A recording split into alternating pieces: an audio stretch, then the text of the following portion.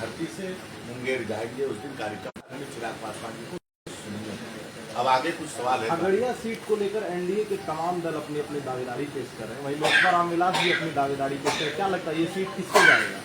आप लोग घबराइए नहीं, ये बातें चल रही, शीर्ष नेतृत्व सभी घटक दल के पांचों नेता एक दूसरे के संपर्क में। जिस सीट पे लोजपा लड़ेगी, कहां से जदयू लड़ेगा, कहां से भाजपा लड़ेगी और कहां से मांझी जी और उपेंद्र जी लड़ेंगे, सबका लगभग अंतिम दौर में है। और एक गठबंधन की मर्यादा है, जब तक सभी नेता दल फाइनल नहीं कर सकते हैं तब तक हमको नहीं लगता है कि ये सीट कहीं मैं बताने की स्थिति नहीं, बहुत कुछ जानने के बावजूद भी मैं बताने की स्थिति में नहीं हूँ। निश्चित रूप से थोड़ा सा इंतजार करिए और अंतिम रूप अब चल रहा है और इसको जल्द ही आप सभी मीडिया के साथियों को बुला करके पांचों दल के नेता रहेंगे और आपके बीच बता दिया जाएगा। बिहार में जैसे चिराग पासवान जी का गृह जिला भी रहा है और खगड़िया सीट से चुनाव लड़ने को लेकर के क्या पार्टी के बारे में कुछ सोच रही है? अरे क्या बात करते हैं, हमारे देखिए ये धरती हमारे लिए बहुत पवित्र धरती है। संस्थापक पद्मभूषण हमारे नेता, जिनके पद चिन्हों पर हम लोग, जिनसे राजनीति का ककारा व्यक्तिगत हमारे जैसे हजारों लोग सीखे हैं, उनकी जन्म धरती का है ये। और यहाँ हमारे नेता आदरणीय चिराग पासवान जी का जन्म धरती है, तो खगड़िया तो मेरे लिए अति महत्वपूर्ण है ही, लेकिन गठबंधन की एक मर्यादा है। कौन सीट लेंगे? देखिए बहुत सारे कयास लगाए जा रहे थे कि खगड़िया सीट लोजपा नहीं लड़ेगी, आज लड़ी। लोकसभा में आपने देखा होगा। तो निश्चित रूप से आप कयास मत लगाइए, गठबंधन की मर्यादा है और हम लोग जल्द ही आपको बता देंगे कि खगड़िया में कौन सीट पे हमारा प्रत्याशी हो और कौन सीट पे हमारे गठबंधन का प्रत्याशी। चुनाव में अभी 3-4 माह बाकी, अभी से ही लोजपा रामविलास और जदयू में तकरार दिख रहा है, इसको लेकर क्या कहना? कहाँ तकरार दिख रहा है? आपके एमपी बयानबाजी करे और महेश्वर हजारी करे, इतनी बयानबाजी करनी है तो अकेले ही चुनाव लड़ें। महेश्वर बाबू ने क्या बोला है बताइए तो, यहाँ के प्रभारी मंत्री जो है। हाँ, प्रभारी मंत्री जी बोले अगर है तो अकेले ही चुनाव लड़ लें, अगर बयानबाजी। देखिए आप अगर तो गठबंधन धर्म का पालन करें। नहीं, देखिए गठबंधन धर्म का पालन और मर्यादा का हमको पूरा ज्ञान है, लेकिन उनका भी बयान मैंने सुना। अब वो ऐसे लोग हम लोग को पाठ मत पढ़ाओ गठबंधन की मर्यादा का। ऐसे लोग पाठ पढ़ाएंगे। समस्तीपुर का लोकसभा का चुनाव बीता नहीं है, हम इतना भी मतलब बैकफुट पे राजनीति नहीं करते हैं। हमको गठबंधन की मर्यादा का पूरा ध्यान है। मेरे नेता आदरणीय चिराग पासवान जी स्पष्ट कर चुके हैं, कई बार कर चुके हैं कि देश में प्रधानमंत्री नरेंद्र मोदी का नेतृत्व और बिहार में नीतीश कुमार जी के नेतृत्व में 2025 का चुनाव लड़ेंगे। लेकिन ऐसे अगर कोई साथी अगर बोलेंगे तो 2024 के चुनाव में क्या किए हैं वो लुंगी पहन के और कैसे अपने पुत्र के, हम बोलना कुछ नहीं चाहते। गठबंधन की मर्यादा, अगर वो एक कैबिनेट मंत्री है बिहार सरकार के, मर्यादा में रह करके बात करें, मर्यादा से बाहर आएंगे तो हम लोग सबका जानते हैं क्या क्या कौन कौन किया है। इसलिए गठबंधन की मर्यादा है, मर्यादा का पूरी तरह से हमारी पार्टी लोक जनशक्ति पार्टी पालन करती है और गठबंधन में चुनाव हम लोग लड़ेंगे और नीतीश कुमार जी के नेतृत्व में चुनाव लड़ेंगे। हाँ, एक चीज तो है कि हम अपनी बात गठबंधन में रहने के बावजूद में मेरी नेता की खासियत है कि अपनी बात रखते हैं, लेकिन रखने मतलब ये थोड़े ना कि गठबंधन की मर्यादा का हम लोग ध्यान नहीं देते हैं। लेकिन उनका कहना है कि वो तो जिस तरीके से अगर गठबंधन में है तो गठबंधन के सरकार के खिलाफ में ही बयान दे रहे हैं।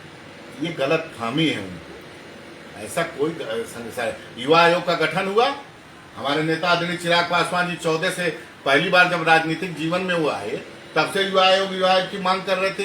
केंद्र स्तर पे, बिहार स्तर पे मुख्यमंत्री की खुल के तारीफ किया उन्होंने। महिलाओं को जिस तरह से आरक्षित हुआ उसमें हमारे नेता ने खुल करके तारीफ किया।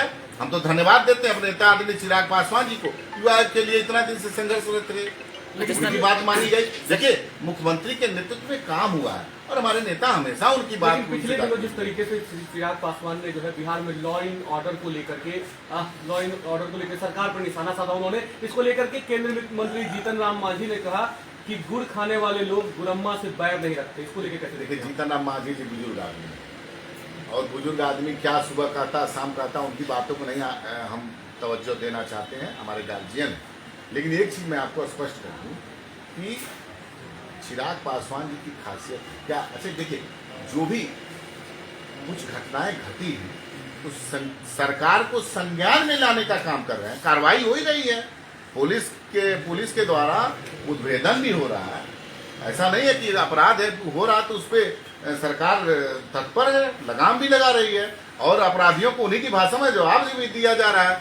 जो कानून की बात नहीं मान रहे उनको कानून की भाषा में देखे होंगे आपने कैसे गोली और सबसे हमारी पुलिस कर रही है। तो निश्चित रूप से हम लोग गठबंधन में मर्यादा के तहत रहते हुए अगर कुछ कमियां होती है तो सरकार का ध्यान आकृष्ट कराने का भी हम लोग काम करते हैं।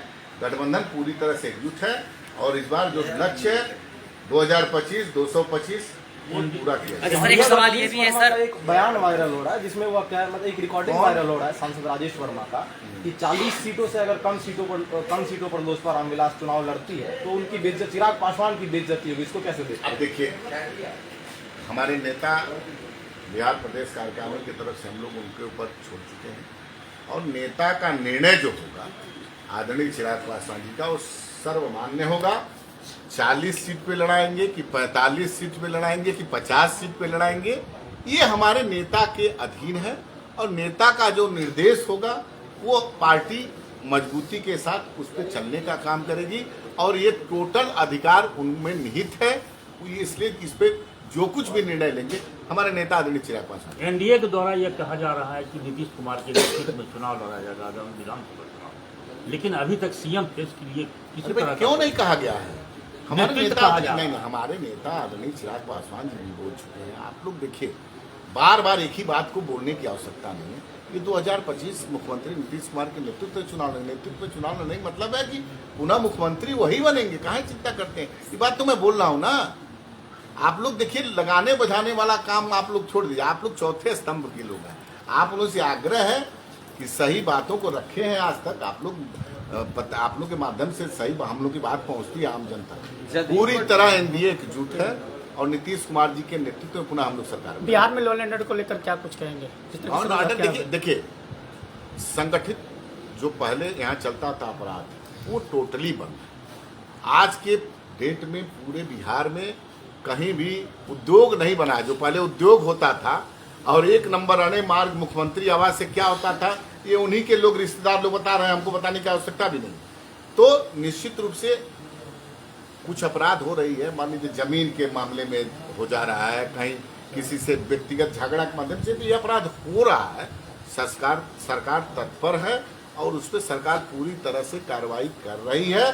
और आपने देखा होगा कोई भी घटना घटी हो तो सरकार, हमारा पुलिस बल उसको तुरंत उद्भेदन करता है और अपराधियों को उन्हीं की भाषा में उसका पूरा जवाब भी देता है। लेकिन तेजस्वी कह रहे हैं कि मतलब कि वो अचेत अवस्था में नीतीश जी, अब उनसे बिहार में क्या बता दूं। अब आप यही देखिए, राजनीति में मर्यादा, अभी आप देखे होंगे कि अच्छे सूत्र और गुट की बात है, ये उनकी संस्कृति है। इसी संस्कृति से बिहार वासी 2005 के बाद कभी सरकार उनको नहीं आने दिया। और मैं पूरी मुस्तैदी से एक साथ कहता हूँ, वो जो उनकी अंदर की बौखलाहट और अंदर की जो उनकी संस्कृति है वो दबी हुई है सिर्फ सत्ता के लालच में। जिस दिन उन्हें ना दिखेगा कैसे हरे रंग का जम्मू कैसे मुरेठा बांधते हैं लोग, तो किसी का साग सब्जी बचता था गांव में जी 5 से पहले, किसी का साग सब्जी नहीं बचता था, जानवर खोल ले जाते थे लोग, किसी का खेती बाड़ी बचता था, कोई शाम के बाद घूमता था। वो दिन आने वाला नहीं है। बिहार में कानून का राज है और बिहार आज चौमुखी विकास कर रहा है और ये डेवलपमेंट की प्रक्रिया रुकने नहीं जा रही। आप देखिए, चुनाव के बाद, लोकसभा के चुनाव बाद निरंतरता में हमारे देश के यशस्वी प्रधानमंत्री आ रहे हैं और बहुत सारी योजनाओं का शिलान्यास कर रहे हैं। आप देखिए कैसे बिहार सरकार ने आप वृद्धा पेंशन, जो विधवा पेंशन है, कैसे बढ़ा रही। तो सरकार हमारे यहाँ नीचे तबके, जो कमजोर तबके लोग, उसको आगे बढ़ाने में लगी हुई है। इसमें ज्यादा बेचैन होने दीजिए। मुद्दा विहीन विपक्ष है, करने दीजिए। कार्यकर्ता के साथ अभी आप बैठक किए हैं, मतदाता पुनरीक्षण जो हो रहा है उसके बारे में कुछ जानकारी लिए? ठीक से फॉर्म भरा रहा है, फॉर्म घर घर जा रहा है, क्या कुछ पता? नहीं, इसमें हमारा हमेशा बातचीत, देखिए ये निश्चित रूप से सरकार ये करा रही है और हमारे लोग लग गए हैं। सब घर में बीएलओ लगभग हमको लग रहा है 70% घर में बीएलओ आपके जा चुके हैं। आप भी लोग देखें और जो चीज मांग रही है, कुछ अब आया है, कुछ कमियां दिखेंगी, सरकार उस पर कार्रवाई करेगी। और जब हमारा सत्य है, आधार कार्ड मेरे पास है, जमीन का कार्ड मेरे पास है, मेरे तो देने में आवश्यक नहीं है। इसे तो चल रहा है, चलने दीजिए। बहुत गरीब लोगों निर्वाचन आयोग का काम है। बहुत गरीब लोगों के पास जमीन के कागजात नहीं है, उन्हें रहने की आवास का जमीन नहीं है। अरे भाई, आप पूरे बिहार में मैं बता दूं लगभग 99% 90% ऊपर गरीबों को सरकार ने आवास दिया है। क्या बात करते हैं आप जाइए तो सरकारी आवास मिला हुआ है गरीबों को, चाहे आज से लेकर के पहले से उठा लीजिए प्रधानमंत्री आवास तक, भारी संख्या में सब गरीबों को आवास मिला, रजिस्टर्ड है, सब लोग अपना दे रहे हैं, उसमें कहीं चिंता का विषय नहीं है। हाँ, कुछ बेचैनी होगी जो जैसा कि हम लोग आप ही के माध्यम से, मीडिया के माध्यम से देख रहे हैं कि कुछ बाहर के लोग जो हमारे बॉर्डर एरिया में हैं, तो उन पर निश्चित रूप से सरकार को सजग रहना चाहिए। और ये काम स्वतंत्र बॉडी है निर्वाचन आयोग, और स्वतंत्र बॉडी में हम लोग को बोलने का अधिकार नहीं है। जो सरकार की काम करा रही है उसमें हम लोग कागज लेके, डॉक्यूमेंट्स लेके, हमारे कार्यकर्ता भी लगे हुए हैं कि अपना वोटर लिस्ट में सबका नाम पुनरीक्षण क्रम में सहयोग करें बी लोग का। लोजपा रामविलास कितने सीटों पे बिहार में चुनाव लड़ने जा रही है? अभी तो बोले गठबंधन की मर्यादा है, जल्दी ही बताएंगे आपको कितना सीट पर। पांचों दल के नेता एकजुट हैं और हम लोग जल्द ही आपको बता देंगे कितने सीट पे हम लड़ेंगे, कितने सीट पे हमारे गठबंधन के साथी। सर एक सवाल ये है कि महेश्वर हजारी